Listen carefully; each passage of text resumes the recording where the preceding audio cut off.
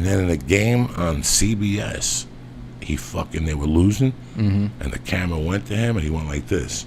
We're number one, motherfucker, something. Next day, Tom Landry cut his ass. Oh, right. And where did they send him? Miami. And shit. And he just went AWOL and got guns. But he got locked up, went to jail, came out, became a born-again Christian. And about 6 years ago, he won $1 million in the Texas lottery. Oh, for real? So, yeah. Jesus, he's born lucky. There you go and shit. Was he on the team that won 16-0? The Dallas? No, that's Miami Dolphins. That's what I meant. Because you said he went to Miami. He went to no. He went to Miami like in '77, and they were done. Okay. It was way after that. No, this happened like in '75, '76. You gotta get your shit together. You're a lot younger. You're a young man. You don't remember these things and shit. I don't. You know why? It might not even be an age thing. Like I was in Jamaica probably when that shit was happening. So I came. No CBS here. Sports in Jamaica. Yeah. So for some reason they didn't have American football in Jamaica. So now, how many years were you in Jamaica? 9 to 17. Went to high school down there? Yeah, I went to high school down there. And you were smoking ganja and all that shit? Yeah, we did it like we had like a soccer field in my neighborhood, and then there's a play with like the older dudes, and then there was in Jamaica when people start building a house, it could take 20 years to finish building the house. So then there's this house across the street from the soccer field that it wasn't abandoned. It's just that they had the whole frame up, all the blocks, but it had no windows. Some of it didn't have no roof. Like somebody was like building it slowly, sending money down and like building it brick by brick. So it was like kind of like a clubhouse with no floor. And we just hang out over there. I remember one day it was raining and I went to the soccer field, see if they was playing. And I look at the house and there's smoke coming from out the house. And walk over there, all the older soccer dudes were there. And they was passing joints around and smoke with them and shit. And do stuff like that. Let me ask you something. You know that what's the religion Bob Marley did? Rastafarian. And who's their god? They believe like Haile Selassie was the second coming of Christ. But when he sings that song Exodus, who's he saying in the beginning? They believe in the Bible, but they believe that Haile Selassie is the second coming of Christ. So they believe in the Old Testament. And so they're kind of Christian. I don't want to like say, but there's a lot of shit from the Bible that they believe, and then they also believe about that corporate people and a lot white people did a lot of fucked up shit, and it was about, and they believe in Haile Selassie because there was a picture of him and his foot. Ethiopia was at war with Italy, and they beat Italy, and there's a picture of him, Haile Selassie, with his foot on this bomb that didn't explode, like a missile or some shit. And it just was like, oh shit, this motherfucker's God, and he just became basically Rastafarian's God. Rastafarian's Jesus Christ. And I think I'm accurate, but you could check it. And it was about just being healthy and being spiritual and living good and not hurting people and smoking dope and smoking, just to get in the spiritual thing, get in contact with your higher consciousness and not fucking people over and growing your hair like Mama tribe style, No shit. And being fearless, yeah.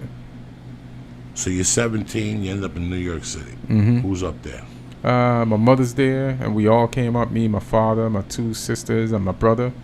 And finished high school in Uniondale High School in Long Island. Went there and by the Coliseum. Near the Coliseum, yeah. And I was just like, there's a bunch of Jamaicans there. Hung out with them because I identified with them, and but they was making fun of the Yankee kids.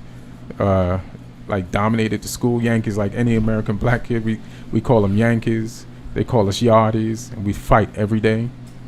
And if a Jamaican person got into a fight, you was in a fight. And I was like, why y'all starting these fights? These niggas outnumber us. We in America. Like, why? Like, are we bad at math? Like, we're not going to win this fight after school. There's 10 Yardies, 200 Yankees. Stop starting these fights. But you got to go fight or else then you got no friends. It's like being in jail. It's like if you don't fight with your people, then you ain't got no people. So you either don't fight or switch. Or switch. I can't switch. My accent was thick. they like, nigga, you was Jamaican yesterday. There's no way you ain't Jamaican now. We can hear it. So it's just like, fuck it. But, you know, we had fun. And, you know, we just got along and just started knowing people and spreading. Had a little job at Burger King, making some. First, I started cutting lawns, had my own business, and then got a little job at Burger King and worked there for a long time. Stayed there too long, and like through college and shit. And I had security guard jobs and shit like that. And it was one day when I was at Burger King, some dude was on the drive-through. Like, so then I had a problem, not a problem, but learning how to communicate with people. Like the way I'm talking to you now, like I had to learn this. Like I'd been in, like when I was a kid in England, that was my comfort zone. I was from 0 to 9, all I knew was English. You know what I'm saying? Like hanging around English people, and a lot of those English people were my cousins. They were Jamaican, and it was a mixed society, and you know how to communicate and talk with them. Like they only had whatever radio stations they had, everybody listened to it. You know, whatever sports they were, everybody followed it. So then it was easy to communicate with people. Then when you moved to Jamaica, or when we moved to Jamaica, I knew a lot about Jamaica because in England, our parents taught us that. And England used to be a colony of England, so we had a lot of things in common. So then when I was in Jamaica, I could easily relate. Plus I was interesting because I'm a nigga from England in Jamaica, so people want to talk to you. You know what I'm saying? But then when you're Jamaican and you come to America and you're like, it's kind of intimidating because it's all this shit you've seen on TV, and now you're here in this big ass pot. And it's like in Jamaica, you could feel the side of the pool. In America, there is no side of the pool. You're just in the middle of it. And you're like, you got to navigate your way around this shit. So that's when I started rooting for the Giants.